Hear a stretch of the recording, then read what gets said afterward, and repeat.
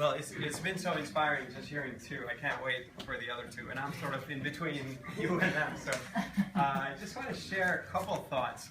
The first thought to the Desponia team. I don't know where they are. You guys are in the back. You know what the Dalai Lama said, that if we are to have any hope for the next generation, we need to have women leaders like telling us where to go. So Dalai Lama's on your team.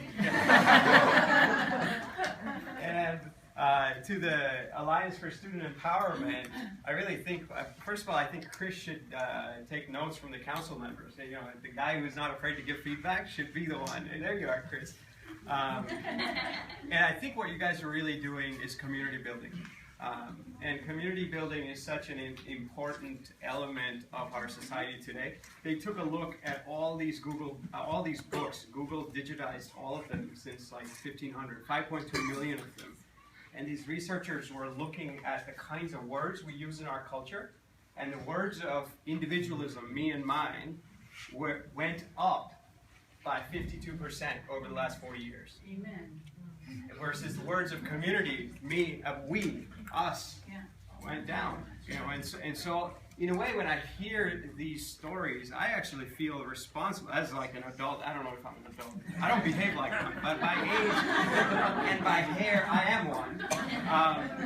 But I feel like, you know, like how can we create a culture that allows so many people's hearts to be broken? You know, and I think that's a very present inquiry for me. And I look at heroes, I want to do something about it. I think all of us in the community want to do something about it. And what are going to be the models of change? Since we're here at Soulforce, of course we think of Gandhi. And then Gandhi, I'm sure everyone knows many stories of Gandhi. I love Gandhi myself. Gandhi was in South Africa one time, and he's about to take a long train ride. And someone's like, you know, you're going to get bored on the train, here's a book, read it. He's like, okay, sure. He kind of gave him a book, and so he felt obliged to read it. Probably he reads this book, it changes his life. This was one of the 4 teachers Gandhi had. It was a book by John Ruskin. And one of the things Gandhi learned from Ruskin is that it's not what you do, it's who you become through that doing. It's what are you becoming through these projects. And I think that's a very important question to hold as we do this, because there's going to be problems, but who are you becoming, you know, through at the end of that project? And I think that perhaps is the greatest gift we can give to the world. So I want to just tell you one story, and then we'll go on to the rest of these guys. But this is a story of a guy that I really admired and respect. He's in his 80s, him and his wife, Gandhians. They lived their whole life in service to other people, never monetized, never even bureaucratized, as our friend warned us about. And at some point, someone gifted them, so they had no money, although they had dedicated themselves to service in their 70s. And they were trusting that if I give to the world will give back. And sometimes, if it gives back suffering, I'm okay with that, because that's not my job to figure out whether I get like a nice thing or a bad thing. The universe takes care of it. He had that deep faith, him and his wife. And so they'd lived their whole life in that way, and now they're in their 70s. And someone says, you guys can't do all this work, so you need a place to stay. Okay, I've got this old place that's in this corner, it's in your city, you guys can use it. So they go, and they move there in their 70s. Very kind of this other donor to give them a little house to stay. Turned out that the guy next to their house was doing all kinds of other activities. One of them, he was a caterer, and when he ran out of space, what he would do is use this house. So these guys move in, and they're like, thank you for your generosity to the guy who owns it, but then all of a sudden they see food all in their front yard, you know, and they see drinks, and they're like, we don't drink. And so they go and tell the guy, look, buddy, this is not the right thing to do here. You know, we've kind of moved in, you know, this is our space now, and you can't use it as your inventory for your catering business, among other things that he's doing. And so he's like, he convinces him, and he's like, do you know who my boss is? And the guy's like, no, I don't know, you know, but like it doesn't really matter because this is not his space, you know. And the guy's like, do you know who my boss is? He's like, no, but you need to take this out. So he takes the food out. That night at midnight, the gate to their house, like, who is Arun? Arun was the guy's name. And this guy, it's like this, you know, I heard the story when he was in his 80s, but this happened when he was 73. It's a 73-year-old guy, super loving, super kind. He like sleeps at 8, wakes up at 4 a.m. kind of a guy. Midnight is like right in the middle of his sleep cycle, right? And all of a sudden he hears this violent gate, like, who is around this guy? Okay, he wakes up, puts his glasses on, and goes out. He's like, I'm Arun. We have this conversation. This guy's like, I live next door. Did you send my guy back with all the food? He's like, well, yes. We've now moved in here, and so it was inappropriate. Now he's just in the middle of the night, he's doing this. This guy just starts verbally assaulting him. Then he just says, look, he grabs him by his collar, and he's like, if you don't stop this, bad things are going to happen. And he starts then hitting him. His glasses fall off in the process. Takes the glasses and he throws it in the river. Now he's doing this to a 73-year-old, right? And this guy is looking at this. He says, brother, this is not the right thing to do. If you want, you can take my eyes, but you can't do this. So this guy's a little confused by this guy's strength, you know? It's almost like he's making his anger look weak in place of his compassion. So he's like, oh, you're one of these Gandhian types, aren't you? Yeah, I've heard of you. Like, you just don't get ruffled by anything. You're just going to give me love. No, yeah, I've heard. It's not going to work, man. It's not going to work. You better watch out, okay? It's like, goes home.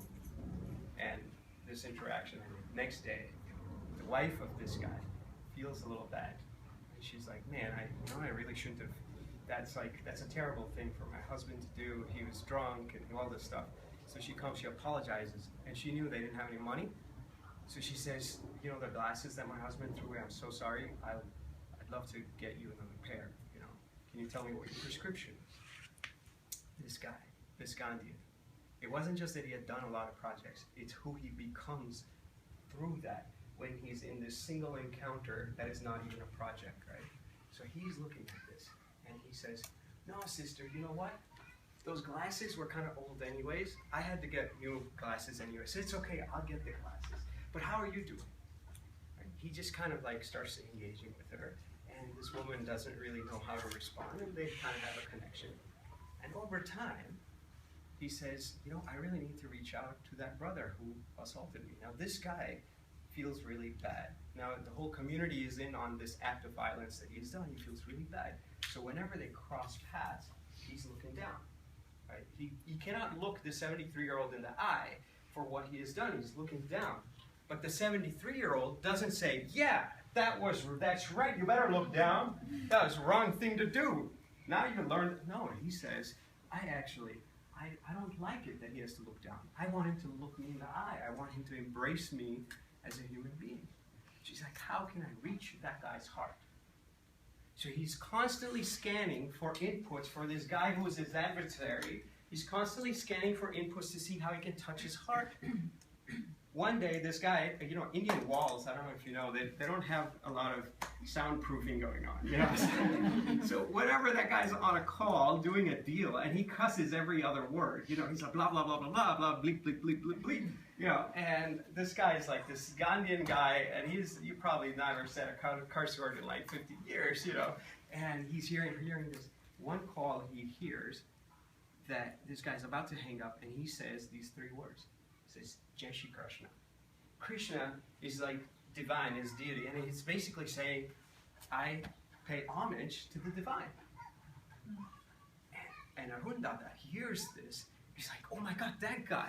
Forget about the 80 million cuss words he said, right? He's like, he said those 3 holy words.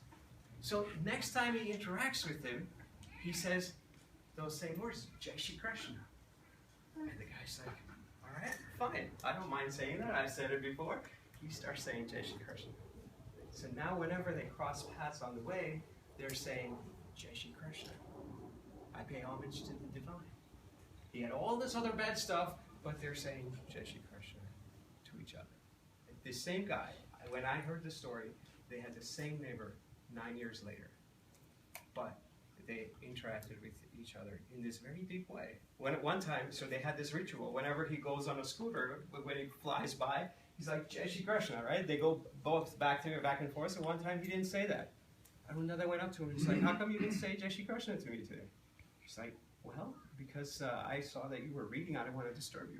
He's like, no. The wind blows and the river flows like that. Your words have to flow. You just keep saying that. And it's like, okay, I'll do that. And now they just started to become closer and closer and closer friends. You can't say he's Gandhian, but this guy, Arundada, this Gandhian, who had given his whole life to service, was able to be the change. Because of that, he transformed himself, and he's able to reach out to this person, not as an adversary, but as a king. And when you ask him, what have you learned from this, he says these 4 things. He says, you can see a lot of bad in the world. That's the first category of people. Second category of people, you can see that they have good and bad. Third category is when you learn to focus on the good. And the 4th category is that not only can you focus on the good, but you learn how to amplify that good, even if it's 3 words out of this whole, string of foul words. So I would say, in conclusion, that you guys are doing amazing work, but it's not. But I hope that the process and the orientation, I think what Gandhi teaches us is to be the change, is not just the impact that you will measure on the outside, but the transformation that goes on the inside. And that's kind of what I'm hearing even through this summer internship that you guys have had. So I hope you keep it up, and I'm with you guys all the way.